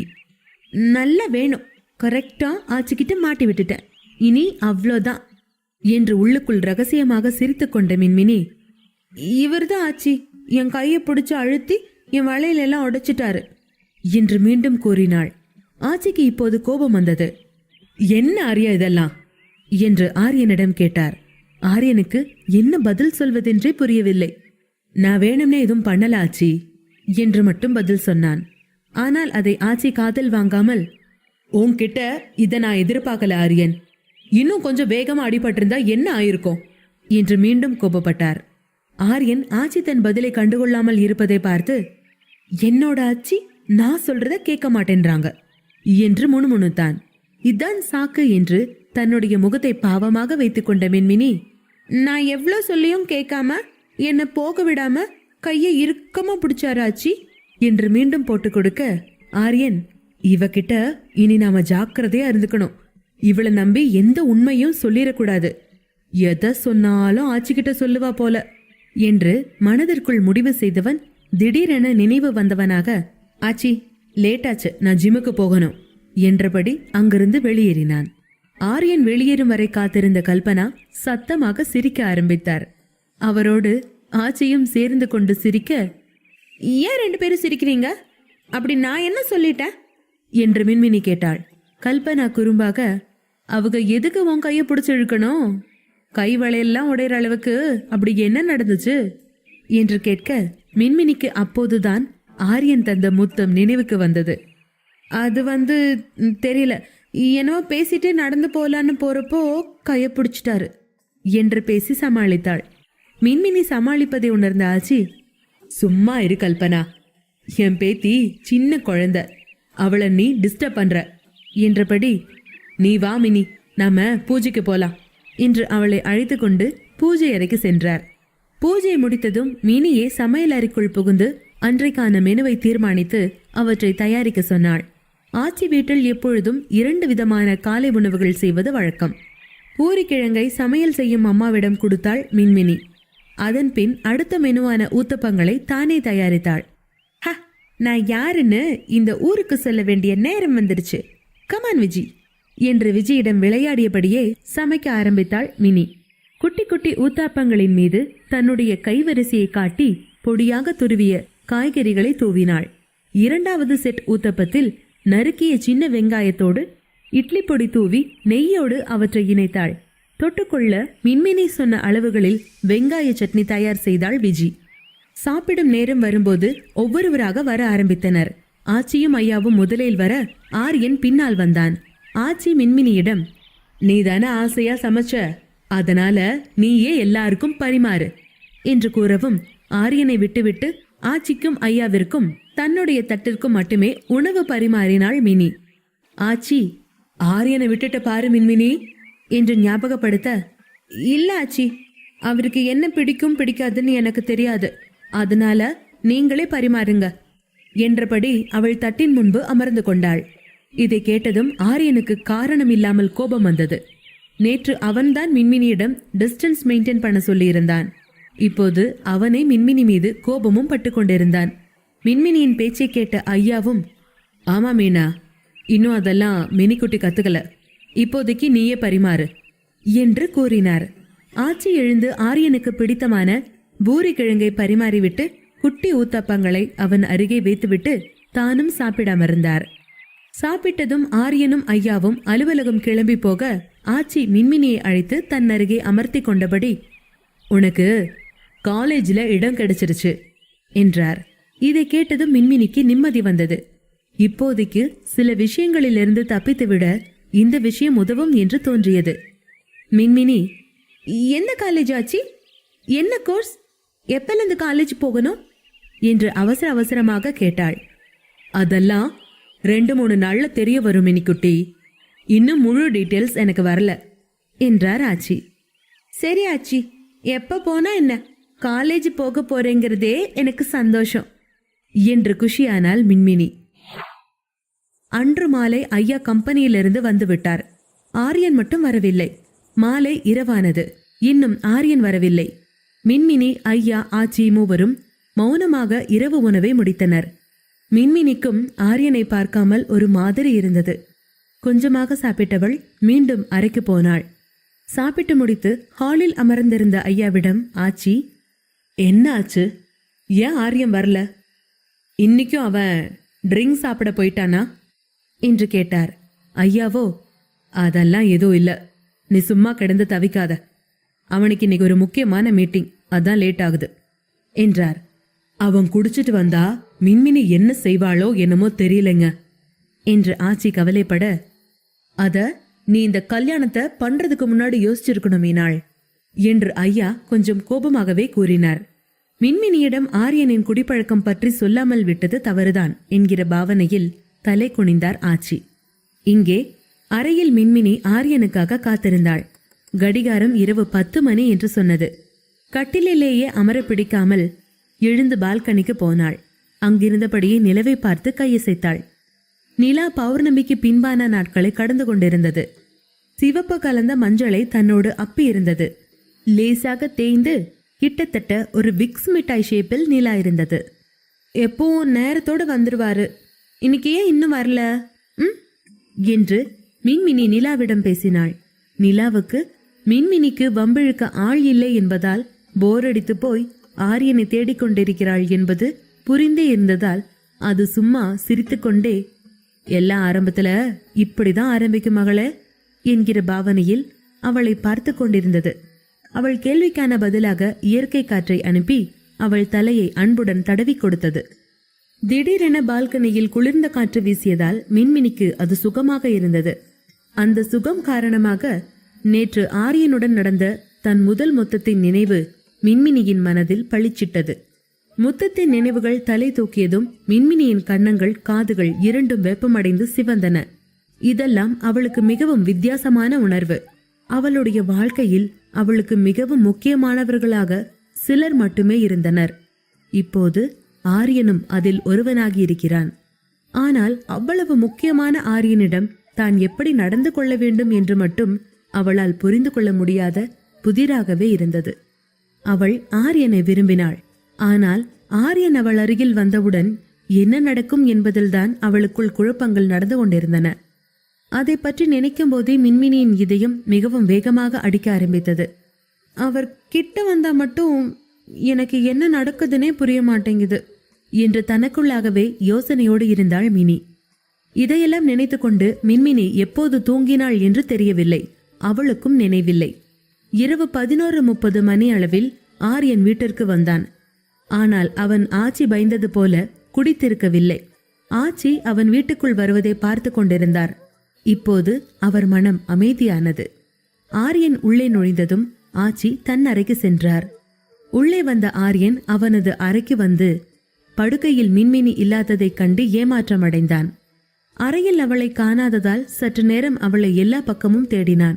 அதன்பின் அவன் கண்கள் பால்கனியின் கதவுகளை நோக்கி சென்றது. வேகமாக பால்கனியை நோக்கி சென்றான். அங்கே மின்மினி சோஃபாவில் சுருண்டு கிடப்பதையும் அவள் ஒரு சிறு குழந்தை போல தூங்குவதையும் கண்டான். மின்மினியை பார்த்ததும் அவன் முகத்தில் சிரிப்பு வந்தது. ஆரியனின் டென்ஷன் இப்போது வெகுவாக குறைந்திருந்தது. அவன் மின்மினி அருகில் மண்டியிட்டு அமர்ந்து அவள் முகத்தை பார்த்து, நீ யாரு, எப்படிப்பட்டவன்னு என்னால புரிஞ்சுக்கவே முடியல என்றான். ஆரியன் அவனாகவே மீண்டும் உறங்கிக் கொண்டிருந்த மின்மினியோடு பேச்சை தொடர்ந்தான். உன்னை பார்த்ததும் நான் ஏன் ரிலாக்ஸ் ஆகிறேன்? ஆபீஸ்லயும் உன்னை பத்தி தான் நாள் முழுக்க நினைச்சு கஷ்டப்பட்டேன். இதெல்லாம் ஏன் நடக்கணும் சொல்லு என்று தூங்கிக் கொண்டிருந்த மின்மினியிடம் கேட்டான். மேலிருந்த நிலாவும் ஆகாயமும் ஒன்றை ஒன்று பார்த்து கண் சிமிட்டி கொண்டதை ஆரியன் அறிந்திருக்கவில்லை. நீண்ட நேரமாகியும் அவனது கேள்விக்கு பதில் கிடைக்காமல் ஆரியன் எழுந்தான். மின்மினியை தன் கைகளில் தூக்கி கொண்டு போய் வசதியாக கட்டிலில் கிடத்தினான். அவள் அருகில் அமர்ந்து அவளை மீண்டும் பார்க்க ஆரம்பித்தான். மின்மினியிடம் உள்ள ஏதோ ஒன்று அவளை விட்டு விலகி இருக்காமல் அவள் அருகிலேயே இருக்க வேண்டும் என்ற எண்ணத்தை ஏற்படுத்தியது. இந்த எண்ணம் வந்ததுமே ஆரியன் கோபமாக அவன் தலைமுடிக்குள் விரல்களை செலுத்தி அதை கலைத்து கொண்டான். அதே கோபத்தோடு கட்டிலில் இருந்து இறங்கினான். ஆரியனுக்கு விஸ்கி குடித்தால் நன்றாக இருக்கும் என்று தோன்றியது. ஆனால் அதை செய்ய முடியாது. நேத்து சிகரெட் குடிச்சதுக்கே அவ அவ்வளோ சொற்பொழிவு ஆத்துன்னு ஆத்துனா. நாம குடிப்போன்னு இவளுக்கு தெரிஞ்சது அவ்வளோதான். கவர்மெண்ட் விளம்பரம் மாதிரி பேசிய சாவடிப்பா. எந்த காரணத்தை கொண்டும் நாம குடிக்கிறத பத்தி மட்டும் மூச்சு விடக்கூடாது என்று ஆரியன் தனக்குள் சொல்லிக் கொண்டபடி, கடவுளே, நான் இப்ப எப்படி தூங்குவேன் என்று புலம்பினான். தெரிந்தோ தெரியாமலோ இவர்களுக்கு இன்ஸ்டன்ட் கல்யாணம் நடந்த நாளில் இருந்தே ஆரியன் குடிப்பதில்லை. இன்றும் கூட அவனால் குடிக்க முடியவில்லை. ஆரியன் மீண்டும் கட்டிலில் உறங்கும் மின்மினியை பார்த்து, நான் ஏன் இப்படி யோசிக்கிறேன்? அவ யார் எனக்கு? அவ என்னை பத்தி என்ன நினைச்சா எனக்கென்ன என்று தனக்குள் பேசிக்கொண்டே ஒரு முடிவோடு கதவை நோக்கி நகர்ந்தான் ஆரியன். அடுத்த நாள் காலையில் மின்மினி கண்களை திறந்தபோது ஆரியனின் கைகளுக்குள் தான் இருப்பதை பார்த்தாள். முந்தின இரவு தான் பால்கனியில் இருந்ததை நினைத்து, இங்க எப்படி வந்த என்று சற்று ஆச்சரியப்பட்டாலும் அதையெல்லாம் விட்டுவிட்டு ஆரியனின் பிடியில் இருந்து தன்னை பிரித்து கொள்ள முயன்றாள். ஆனால் அவளின் செய்கைகளால் ஆரியனும் எழுந்து கொள்ள வேண்டியிருந்தது. தன்னுடைய வலிமையான கைகளை திட்டிக்கொண்டே அதிலிருந்து விலகி செல்ல முயன்று கொண்டிருந்த மின்மினியை கண்டவன் அவளை இன்னும் இறுக்கமாக அணைத்து கொண்டான். ஆரியன் விழித்திருப்பதை கவனித்த மின்மினி, என்ன பண்றீங்க என்றாள் மெதுவாக. ஆரியன் கண்களை மூடிக்கொண்டு, நான் என்ன பண்ணிட்டு இருக்கேன்? தூங்குறேன், அவ்வளோதான் என்றான் சாவதானமாக. மின்மினி ஆரியனை அவளிடமிருந்து தள்ளிவிட்டு, ஆமா அது தெரியுது, நீங்க நல்லா தூங்குங்க, ஆனா எனக்கு தூக்கம் வரல என்று எழுந்திருக்க பார்த்தாள். ஆனால் ஆரியன் அவளை தன் கைகளில் இறுக்கமாக பிடித்துக்கொண்டு, மான் குட்டியெல்லாம் இப்படிதான் தூங்குமா என்றபடி மீண்டும் அவளை அவனோடு இணைத்து கொண்டான். மின்மினி இப்போது ஆர்யாவின் மீது கோபம் கொண்டு மீண்டும் அவன் தோளில் கையை வைத்து அவனை தள்ள முயன்றாள். இல்ல, எனக்கு தூக்கம் வரல, என்னை விடுங்க, இல்ல நான் ஆச்சிட்ட சொல்லிருவேன் என்றாள். மின்மினியின் பேச்சை கேட்டு ஆரியன் அவளை திரும்பி பார்த்தான். அவள் அப்படி சொல்வதை கேட்டு அவனுக்கு கொஞ்சம் கோபம் வந்தது. கண்களை திறந்து மின்மினியை முறைத்தான். இதை கவனித்த மினி அவனிடம், ஏன் என்னை இப்படி பாக்குறீங்க என்று கேட்டாள். ஆரியன் மின்மினியை பார்த்து கோபத்துடன், ஆச்சி ஆச்சின்னு எதுக்கெடுத்தாலும் என்ன மிரட்ட பாக்குறியா? சரி, ஆச்சி இப்ப கூப்பிடு பார்க்கலாம் என்றான். மின்மினி ஆரியனை ஆச்சரியத்துடன் பார்க்க ஆரம்பித்தாள். அவளுடைய வழக்கமான மிரட்டல் இம்முறை ஆரியனை பாதிக்கவில்லை. அவள் ஆரியனை பார்த்து, நிஜமா ஆச்சியை கூப்பிட்டுருவேன் என்று சொன்னாள். நானும் அதைத்தான் சொல்றேன், கூப்பிடு உன்னோட ஆச்சிய என்றான். அந்த உன்னோட ஆட்சியில் ஒரு பொறாமை தெரிந்தது. ஆரியனின் பேச்சை கேட்டு மின்மினி கோபமடைந்தாள். அப்படியா, தோ இப்பவே ஆச்சியை கூப்பிடுறேன், ஆச்சி என அவள் கத்த வாயை திறக்கும் முன் ஆரியன் மின்மினியின் முகத்தை நோக்கி நகர்ந்தபடி அவளின் உதடுகளில் தன் உதடுகளை பதித்து அவள் வாயை மூடினான். அவளை மிக மென்மையாக முத்தமிட ஆரம்பித்தான். மின்மினியால் பேச முடியவில்லை, அவனிடமிருந்து விலகவும் முடியவில்லை. அன்றைக்கும் அவள் ஆரியனிடம் தோற்றுப்போனாள்.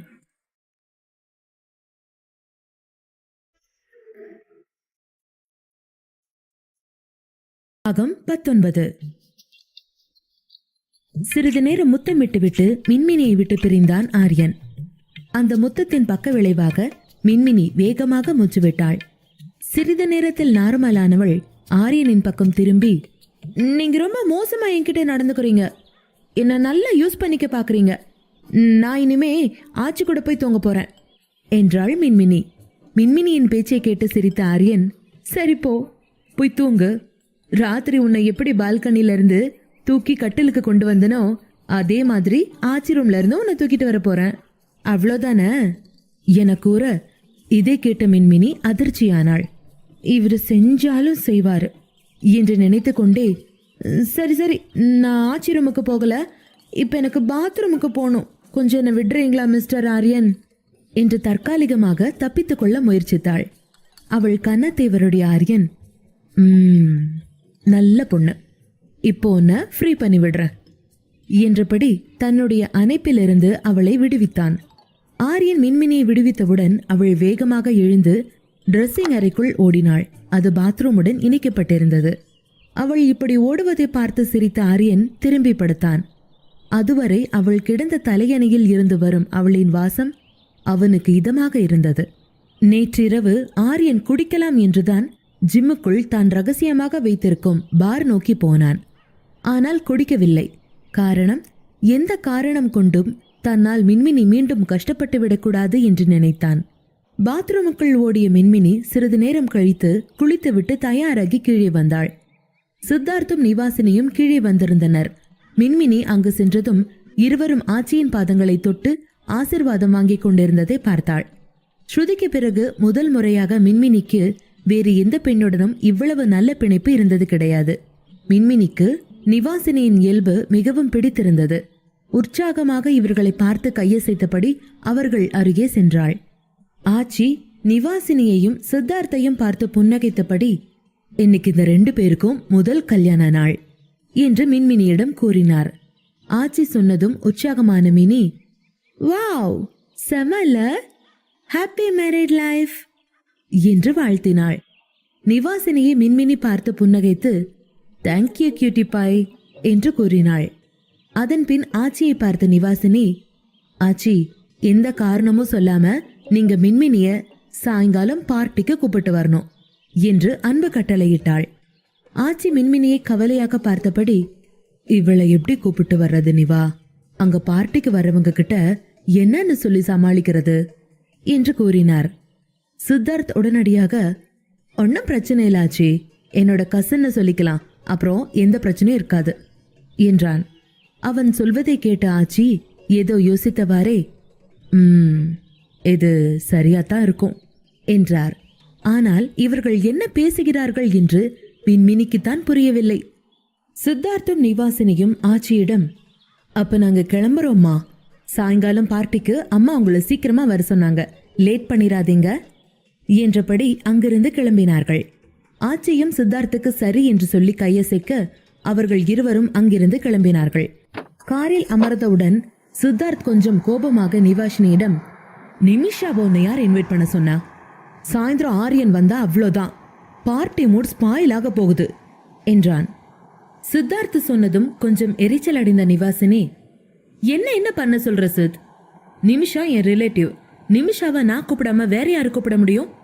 எப்படியோ யாராச்சும் ஒருத்தர் இன்னைக்கு நடக்க போற பார்ட்டி பத்தி சொல்லுவாங்க.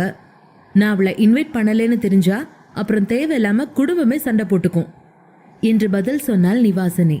நிவாசினியின் வார்த்தைகளை கேட்டதும் சித்தார்த் டாபிக்கை மாற்ற நினைத்து, நோ ப்ராப்ளம் என்றான். இருவரும் சிறிது நேரம் மௌனமாக இருந்தனர். ஆரிக்கும் நிமிஷாக்கும் நடுவுல என்னதான் பஞ்சாயத்துன்னு எனக்கு ஒன்னும் புரியல. சாயந்தரம் அவன் பார்ட்டில நிமிஷாவை பார்த்தாதான் அடுத்து என்ன நடக்க போறது என்னன்னு என்னால சொல்ல முடியும். கடவுளே, என்னை ஏன் இப்படிப்பட்ட இன்விசிபிள் இடுக்குல சிக்க வைக்கிற? ஒரு பக்கம் பொண்டாட்டி, இன்னொரு பக்கம் நண்பன் என்று தனக்குள்ளாகவே பேசிக்கொண்டான். ஒழுங்கா ரோட்டை பார்த்து ஓட்டு சித், அங்க பாரு உன்னை அந்த ஆட்டோக்காரன் எப்படி கழுவி ஊத்துறான்னு என்று நிவாசினி எச்சரிக்க, சுயநினைவுக்கு வந்த சித்தார்த் ரோட்டில் கவனம் செலுத்தி வண்டியை ஓட்ட ஆரம்பித்தான். நிவாசினி போன பின்பு தன்னுடைய அறையில் மின்மினி கட்டிலில் படுத்தபடி யோசித்துக் கொண்டிருந்தாள். மின்மினியை எப்படி பார்ட்டிக்கு கூட்டி வருவது என்று ஆச்சி ஏன் சொன்னார்? பிறகேன் சித்தார்த்தின் கசின் போல தன் பார்ட்டிக்கு வரலாம் என்று சொன்னதுக்கு ஓகே சொன்னார்? மின்மினியின் மனதில் இதுதான் இன்னமும் ஓடிக்கொண்டிருந்தது. மின்மினிக்கு ஒன்றும் புரியவில்லை. எல்லாவற்றையும் ஒருமுறை ஆச்சியிடம் கேட்க நினைத்தவள் பின் ஆச்சியே தன்னிடம் எல்லாவற்றையும் சொல்லட்டும் என்று முடிவெடுத்தாள். அவள் இதையெல்லாம் நினைத்துக் கொண்டிருந்த போது அவளுடைய போன் அடிக்க ஆரம்பித்தது. போனின் திரையில் ஸ்ருதியின் பெயர் தெரிந்தது. உடனே மின்மினியின் முகத்தில் ஒரு பெரிய புன்னகை தோன்றியது. அவள் வேகமாக எழுந்து உட்கார்ந்து ஹலோ என்றபடி ஸ்ருதியின் அழைப்பை எடுத்தாள். ஹலோ, எப்படி இருக்கீங்க என் குட்டி அக்கா என்ற ஸ்ருதியின் குரல் அங்கிருந்து வந்தது. ஸ்ருதியின் சத்தம் கேட்டு கோபமடைந்த மின்மினி, எப்படி இருக்கையா? ஏன் இத்தனை நாளா என் போன் எடுக்காம இருந்த? எத்தனை வாட்டி உன்னை கூப்பிட்டேன் தெரியுமா என்றாள் மின்மினி. ஸ்ருதியோ, நான் ஒரு கல்யாணத்துக்காக கேரளா போயிருந்தேன்டி. அது என் கசின் கல்யாணம், அதனால அங்க போக வேண்டியதா இருந்துச்சு. அது ஒரு ஹில் ஸ்டேஷன், அங்க டவரும் சரியா கிடைக்கல. அப்புறம் ஃபோன் பண்ணலான்னா அதுக்கு கூட நேரம் இல்ல. சரி, நீயும் அப்பதான் ஆச்சி கூட புது வீட்டுக்கு போயிருந்த. முதல்ல உனக்கு எல்லாம் செட் ஆகட்டும், அப்புறமா ஊருக்கு வந்த பின்ன உன் கூட பேசிக்கலான்னு இருந்தேன்டி என்றாள். ஸ்ருதி சொல்வதை கேட்டு மின்மினியின் கோபம் சற்று தணிந்தது. சரி சரி புரியுது என்றவள், உன்கிட்ட பேசவே கூடாதுன்னு நினைச்சேன். நீ இப்படி ஒரு காரணம் சொன்னதுனால உன்னை மன்னிச்சு விடுறேன் என்றாள். மின்மினியின் வார்த்தைகளில் மகிழ்ச்சி அடைந்த ஸ்ருதி, என்ற குருவாயிரப்பா உனக்கு கோட்டான கோடி நன்றி என்றாள். பிறகு மின்மினியிடம், சரி சொல்லு, அங்க இப்போ நீ எப்படி இருக்க? ஹாப்பியா இருக்கியா? உண்மையை சொல்லு, நான் இல்லாம உனக்கு அங்க போர் அடிக்குது தானே என்று கேட்டாள். மின்மினி உண்மையிலேயே ஸ்ருதியை மிஸ் செய்வதால் வருத்தமான குரலில், ஆமா எனக்கு போர் அடிக்குதுதான், ஆனா இப்ப என்ன பண்ண முடியும்? இங்க ஒரு காலேஜில் எனக்கு அட்மிஷன் கிடைச்சிருக்கு என்றாள். ஸ்ருதி சற்று வருத்தத்துடன், சரி விடுறி, எல்லாம் நல்ல விஷயம்தான். நான் கூட காலேஜ் ஃபீஸ் கட்டிட்டேன். இன்னும் கொஞ்ச நாள்ல காலேஜ் ஸ்டார்ட் ஆயிடும். ஆனா உன்னை ரொம்ப மிஸ் பண்றேன்டி. என்னால முடியல. நீ ஆச்சிக்கிட்ட கன்வின்ஸ் பண்ணி எப்படியாவது இங்க வாயேன் என்று மின்மினியிடம் கெஞ்சினாள். மின்மினி மிக மெதுவாக, நோ மேன், இனிமேல் என்னால் அங்க வரவே முடியாது என்றாள். ஸ்ருதி அதிர்ச்சியில் திகைத்து போய், என்னடி சொல்ற என்று கேட்க மின்மினி கொஞ்ச நேரம் அமைதியாக இருந்தாள். அதன்பின், ஸ்ருதி, உன்கிட்ட ஒன்னு சொல்ல போறேன். அதை கேட்டு நீ என்ன தப்பா நினைக்க கூடாது, சரியா என்றாள். ஓகே, தப்பால நினைக்க மாட்டேன். என்னாச்சு? சுத்தி வளைக்காம சீக்கிரம் சொல்லுடி என்றாள் ஸ்ருதி. மின்மினி சட்டென, எனக்கு கல்யாணம் ஆயிடுச்சு ஸ்ருதி என்றாள்.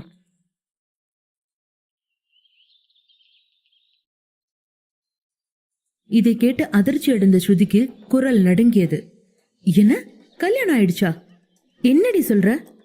வெள்ளாடாத மினி, நான் டென்ஷனான என்ன மாதிரி பேசுவேன்னு உனக்கு தெரியும் தானே என்றாள். மினி ஸ்ருதியிடம் மெதுவான குரலில், நான் உண்மையை தாண்டி சொல்றேன், எனக்கு கல்யாணம் ஆயிடுச்சு என்றாள்.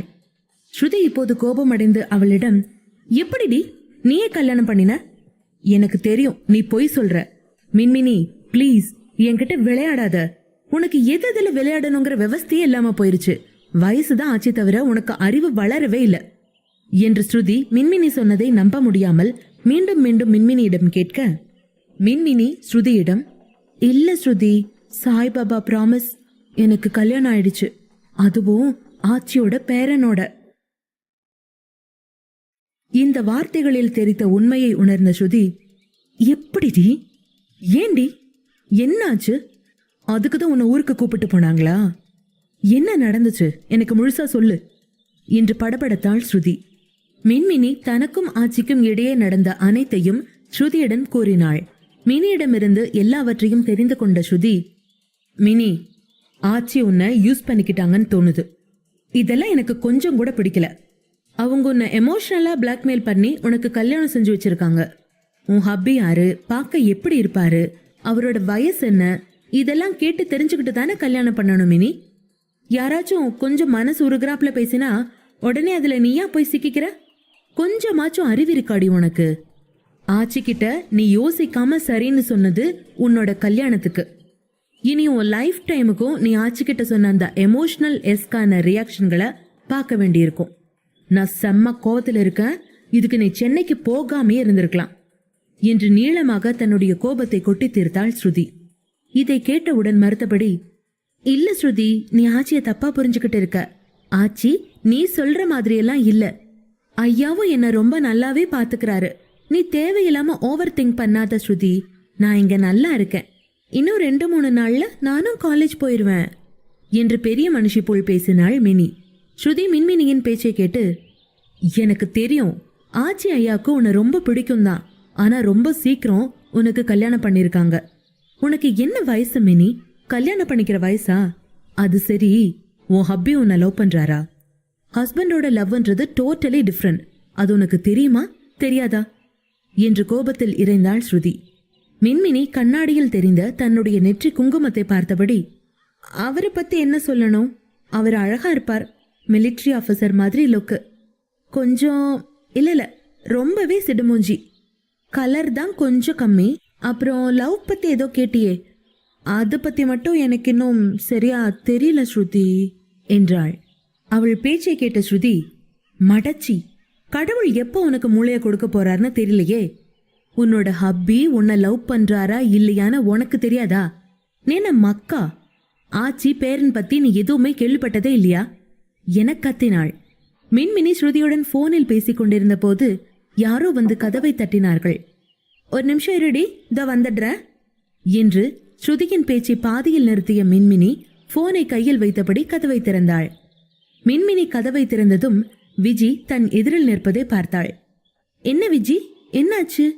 எதுக்கு கதவை தட்டுன என்று மினி கேட்க, விஜி பதிலுக்கு, மினிகா, ஆச்சி உங்களை பூஜை அறைக்கு கூப்பிடுறாங்க என்றாள். மின்மினி விஜி சொன்னதை கேட்டு, ஓகே, இன்னும் 5 நிமிஷத்துல கீழே வந்துடுற என்றாள்.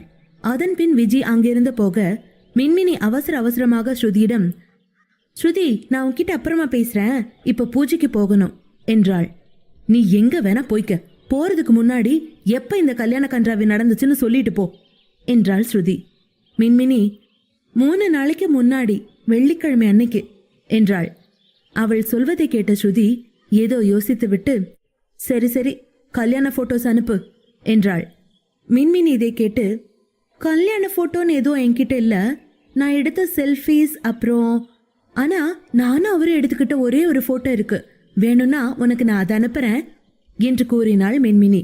அதற்கு, சரி, நீ உன் சிங்கிள் போட்டோவையே எனக்கு அனுப்பு. என் மின்மினி பிரைடல் மேக்கப்ல எப்படி இருக்கான்னு நானும் பார்க்கணும்ல. மச்சான் போட்டோவையும் அனுப்பி வை. மச்சான் யாரு எப்படி ஆளுன்னு நான் போட்டோ பார்த்தே கண்டுபிடிச்சிருவேன். அப்புறம் உனக்கு என்ன பண்ணணும்னு சொல்றேன் என்று கொஞ்சம் சமாதானம் அடைந்த ஸ்ருதி தன் கிண்டலை ஆரம்பித்தாள். ஆரியன் பற்றி ஸ்ருதி பேச இதை கேட்டதும் மின்மினிக்கு அதுவரை இல்லாத வகையில் சுரீர் என்று கோபம் வந்தது. கோபத்தோடு, சரி அனுப்பி தொலைறேன், இப்ப போனை வை, நான் பூஜைக்கு போகணும் என்றபடி போனை கட் செய்தாள் மினி. போனை கட் செய்த பின்பும் ஸ்ருதியின் வார்த்தைகள் மினியின் மனதில் சூறாவளியை கிளப்பிக் கொண்டிருந்தன. மின்மினி கீழே இறங்கினாள். மின்மினியும் ஆச்சியும் சேர்ந்து பூஜை செய்தார்கள். அதன் பிறகு மின்மினி வழக்கம் போல சமையலறைக்கு செல்ல, அதே நேரம் ஆரியன் ஜிம்மில் இருந்து திரும்பி அறைக்கு வந்தான். குளித்துவிட்டு தயாராகி கொண்டு டைனிங் ரூமிற்கு வந்தான். ஐயாவிற்கு ஆரியனை பார்த்ததும் மன நிம்மதியாக இருந்தது. எது எப்படியா இருந்தாலும் ஆரியனிடம் நிறைய மாற்றங்கள் தெரிந்தது. ஆரியன் 3 நாட்களாக மதுவை தொடவே இல்லை. ஒருவேளை ஆச்சி இந்த திருமணத்தை இதற்காக கூட நடத்தி வைத்திருக்கலாம். ஆச்சியின் இந்த அவசர முடிவை முதன்முறையாக நம்ப ஆரம்பித்தார் ஐயா.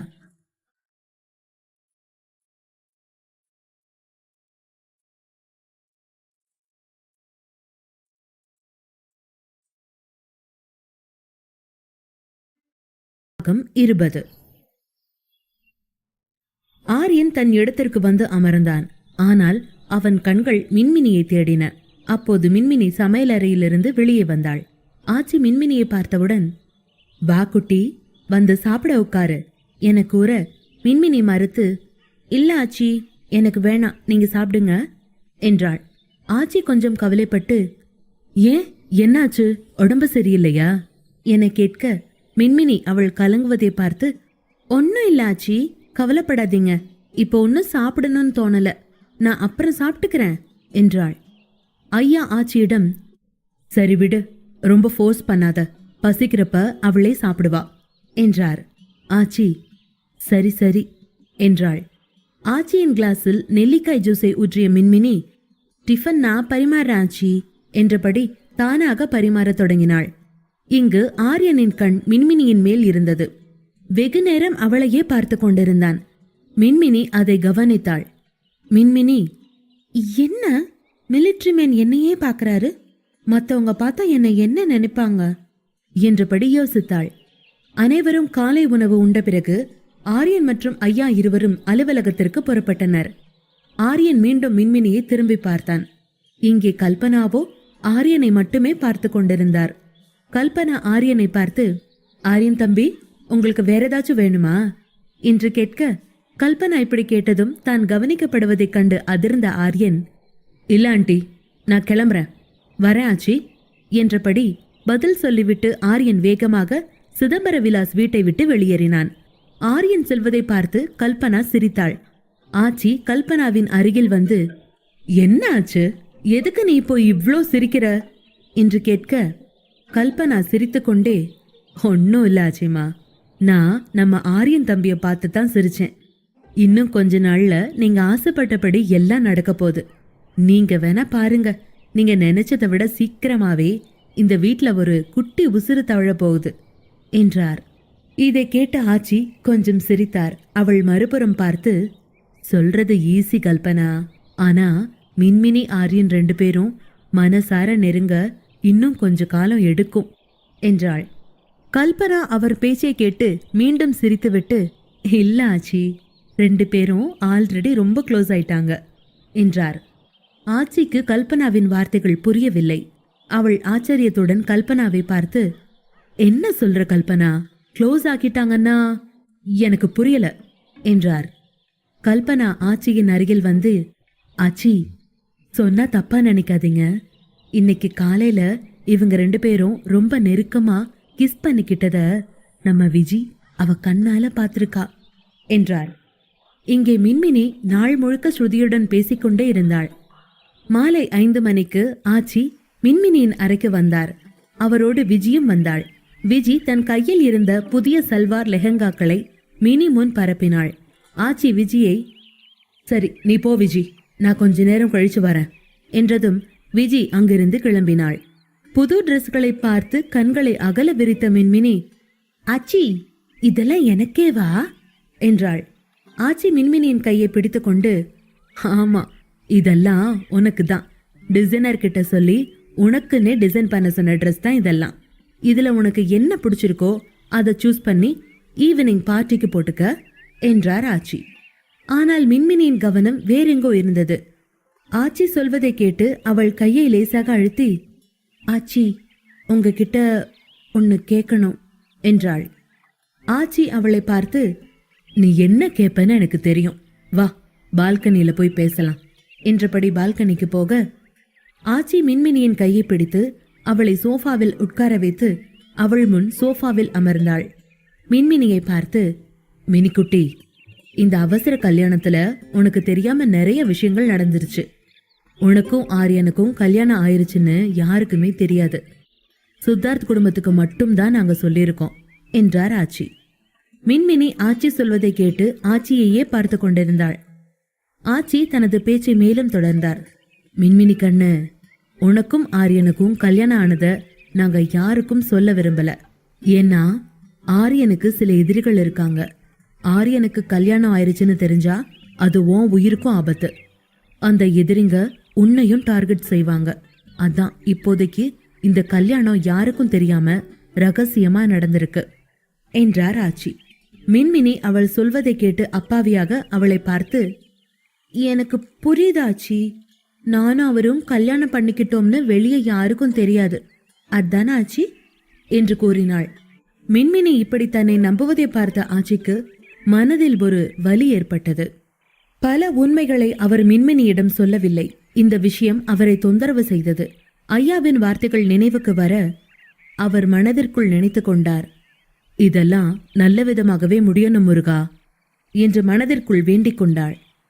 அதன்பின் தன்னையே பார்த்து கொண்டிருந்த மின்மினியை முழுதாக பார்த்தார் ஆச்சி.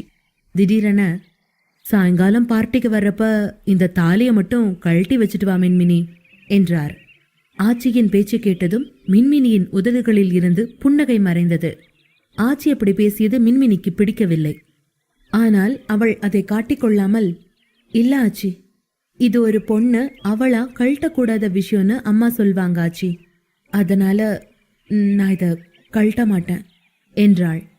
இதை கேட்ட ஆச்சி அவள் வார்த்தைகளில் இருந்த உண்மையை உணர்ந்து தான் அப்படி பேசியதற்காக வருந்தினார்.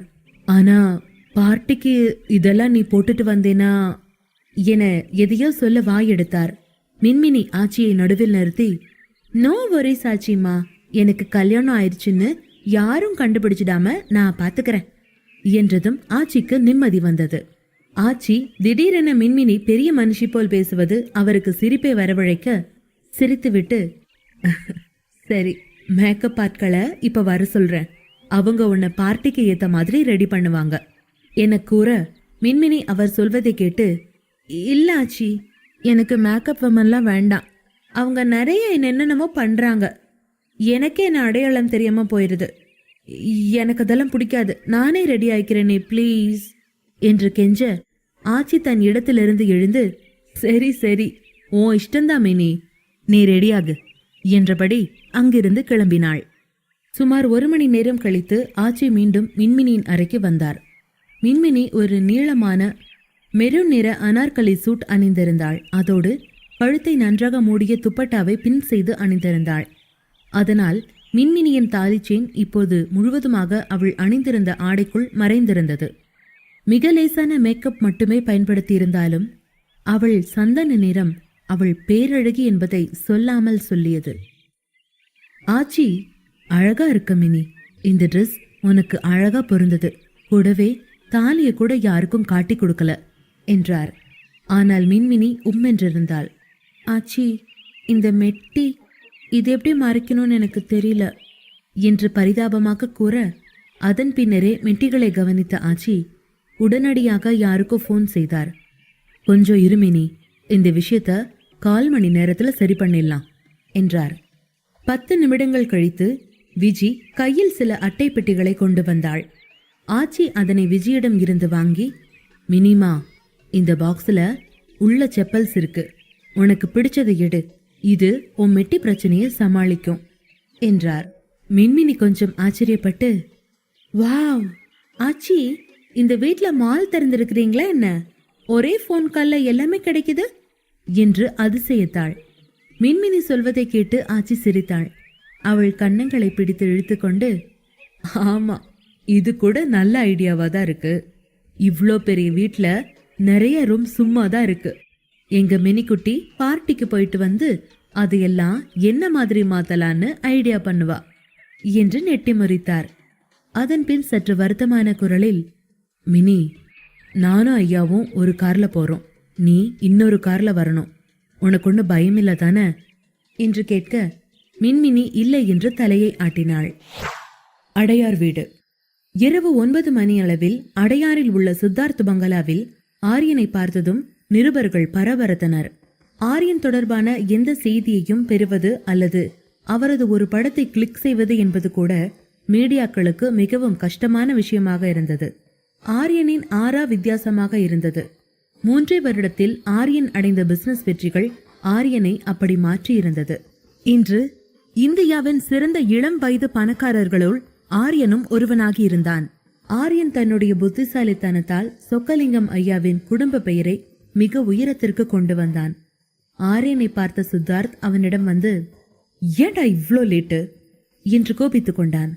ஆரியன் தன் பிளேசர்ஸை சரி செய்து கொண்டு, அப்படி கேளுடா என் வென்று, நீ இன்னைக்கு ஆபீஸ் வரல, உன் வேலையும் சேர்த்து நான் தான் பார்த்துட்டு வந்திருக்கேன், கேட்கறான் பாரு கேள்விய என்று கிண்டலாகவே பதில் சொன்னான். சித்தார்த் சமாதானம் அடைந்து அவன் தோள்களில் கை போட்டு, சரி சரி, உடனே ஆரம்பிக்காத, இப்ப வா உள்ள போலாம் என்றான்.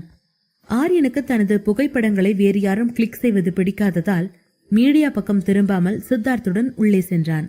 உள்ளே போனவுடன் முதலில் நிவாசினிக்கு கங்க்ராட் சொன்னான். அதன் பிறகு அங்கிருந்த சித்தார்த்தின் தாத்தா அப்பா அம்மாவின் பாதங்களை தொட்டு எழுந்தான். அதன் பிறகு ஆரியன், சித்தார்த் இருவரும் வீட்டின் ஒரு ஓரமாக நின்று பேச ஆரம்பித்தனர். அப்போது சித்தார்த்தின் போன் அடித்தது.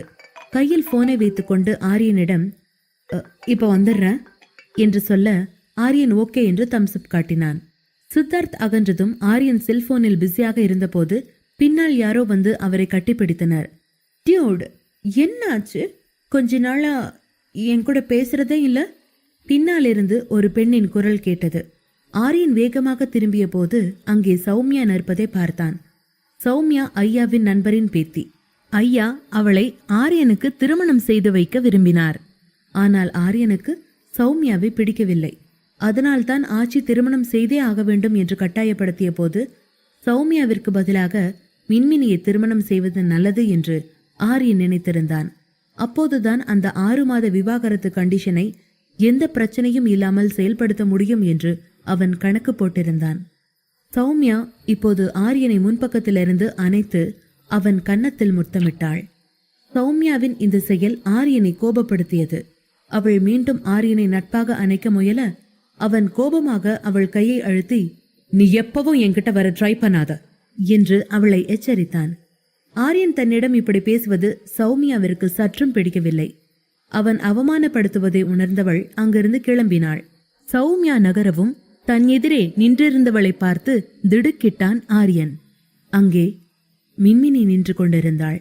அவள் முகத்தில் தெரிந்த உணர்வுகளை பார்த்து முற்றிலும் அதிர்ந்து போனான். இனி என்னாகும்? நாளை வரை காத்திருங்கள்.